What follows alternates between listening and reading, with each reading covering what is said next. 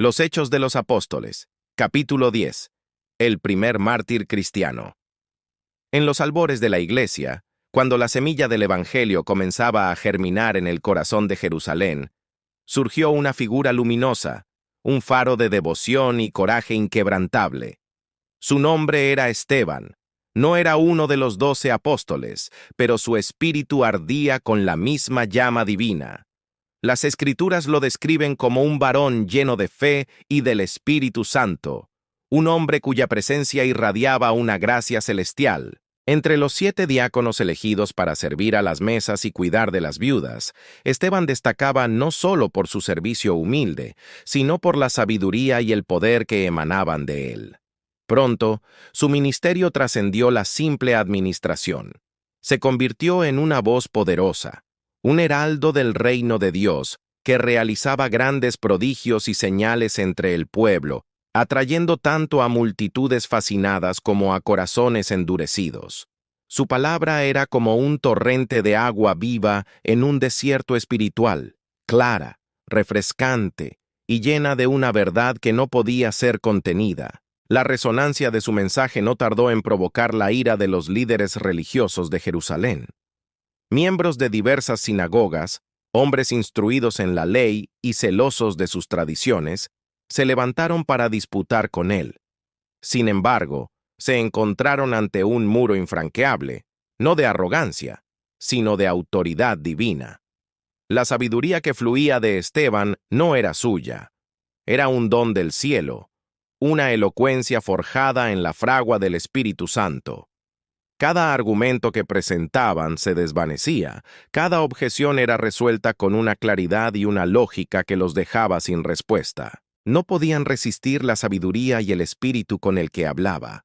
La verdad que predicaba sobre Jesús como el Mesías prometido, el cumplimiento de toda la ley y los profetas, exponía la ceguera de sus corazones y desmantelaba el andamiaje de su religiosidad vacía. La frustración y la envidia comenzaron a envenenar sus almas, llevándolos por un camino oscuro. Incapaces de vencerlo en el campo de la razón y la teología, recurrieron a la más vil de las armas, la mentira. Sobornaron a hombres para que levantaran falso testimonio contra él, tejiendo una red de calumnias para atraparlo. Lo acusaron de blasfemar contra Moisés y contra Dios, de proferir palabras contra el lugar santo, el templo, y contra la ley, pilares sagrados de la identidad judía. Le hemos oído decir, declararon los falsos testigos, que ese Jesús de Nazaret destruirá este lugar y cambiará las costumbres que nos dio Moisés. Era una distorsión maliciosa de la verdad, una acusación diseñada para inflamar al pueblo y al Sanedrín, el supremo consejo judío. Arrastraron a Esteban ante este augusto tribunal, el mismo que había condenado a su señor. La atmósfera estaba cargada de hostilidad. Los rostros de los ancianos, escribas y el sumo sacerdote eran máscaras de severidad y juicio. Pero en medio de ese círculo de odio, algo extraordinario sucedió. Todos los que estaban sentados en el Sanedrín, al fijar los ojos en él, vieron su rostro como el rostro de un ángel. El miedo no tenía cabida en él. La ansiedad no nublaba su semblante. En su lugar, una paz sobrenatural, una luz serena y radiante emanaba de su ser. Era el reflejo visible de la gloria celestial que habitaba en su interior, un testimonio silencioso, pero poderoso de su inocencia y de la presencia de Dios a su lado. El sumo sacerdote, rompiendo el tenso silencio, le dirigió la pregunta formal: ¿es esto así? Lejos de amedrentarse, Esteban aprovechó esa oportunidad no para defenderse a sí mismo, sino para defender la verdad de Dios y proclamar a Cristo una última vez con una audacia que sellaría su destino terrenal, pero aseguraría su corona celestial. Con el rostro aún resplandeciente, Esteban inició un discurso magistral, un viaje a través de la historia sagrada de Israel. No fue una defensa personal, sino una poderosa acusación contra la persistente rebelión de su pueblo. Comenzó con el llamado de Abraham, el padre de la fe, y recorrió las vidas de los patriarcas, de José en Egipto y de Moisés, el gran libertador. Con cada pasaje, demostraba cómo Dios había obrado fielmente, guiando a su pueblo, a pesar de su constante desobediencia e idolatría. Les recordó cómo habían rechazado a Moisés, cómo habían construido un becerro de oro en el desierto y cómo a lo largo de los siglos habían perseguido y matado a los profetas que Dios les enviaba para llamarlos al arrepentimiento. Su discurso no era una simple lección de historia, era un espejo en el que el Sanedrín debía ver su propio reflejo, la culminación de generaciones de resistencia al Espíritu Santo. Su voz, firme y llena de autoridad profética, resonó en la sala. Duros de cerviz e incircuncisos de corazón y de oídos, vosotros resistís siempre al Espíritu Santo.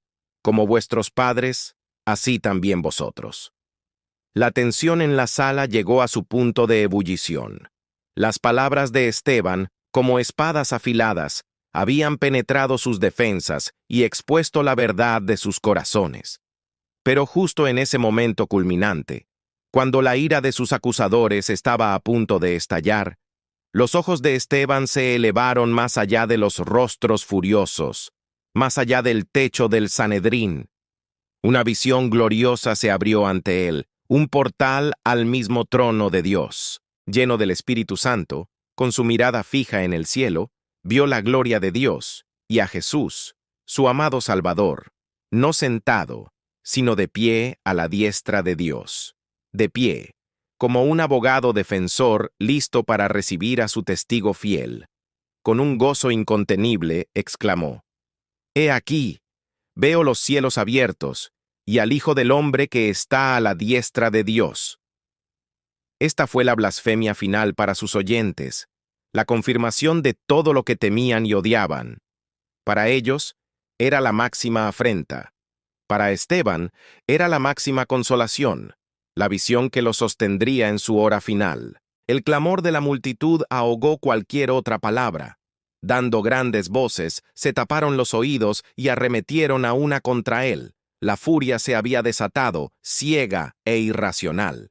Lo arrastraron fuera de la ciudad, al lugar de la ejecución. Los testigos, según la ley, se quitaron sus ropas y las pusieron a los pies de un joven llamado Saulo, quien consentía en su muerte. Y comenzaron a llover las piedras.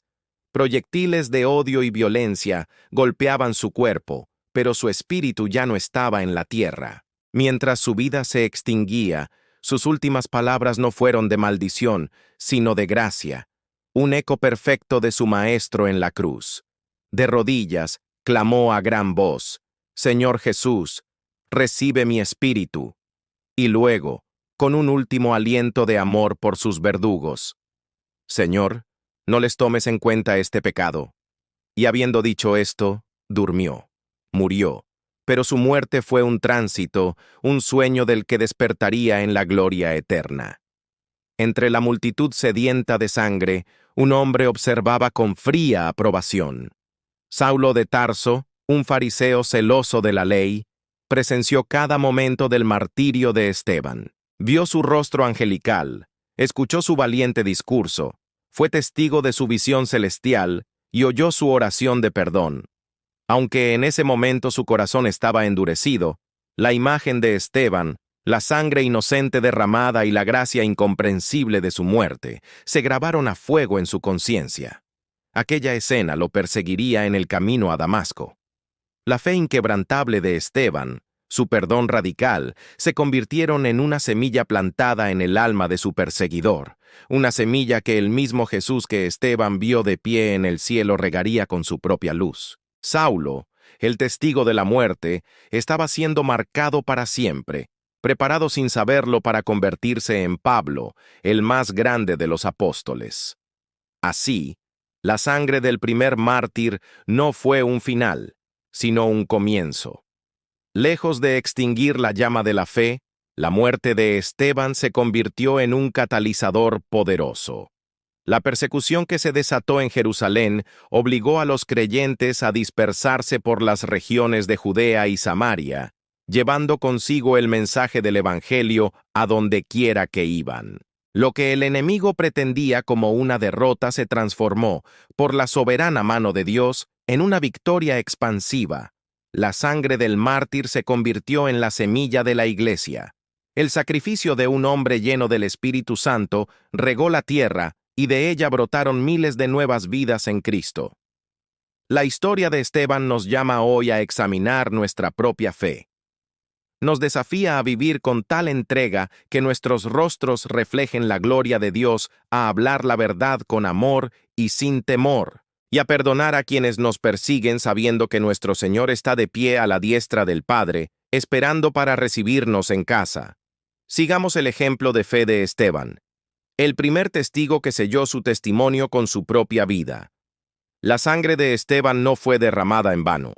Su testimonio sigue vivo, recordándonos que la fe verdadera no teme a la muerte, porque mira más allá, hacia los cielos abiertos. Si esta historia tocó tu corazón, dale like, suscríbete y comparte este mensaje para que más personas conozcan el poder de Dios en la historia de su iglesia. Síguenos para más capítulos de los Hechos de los Apóstoles, donde la fe, el fuego y el Espíritu Santo transforman vidas.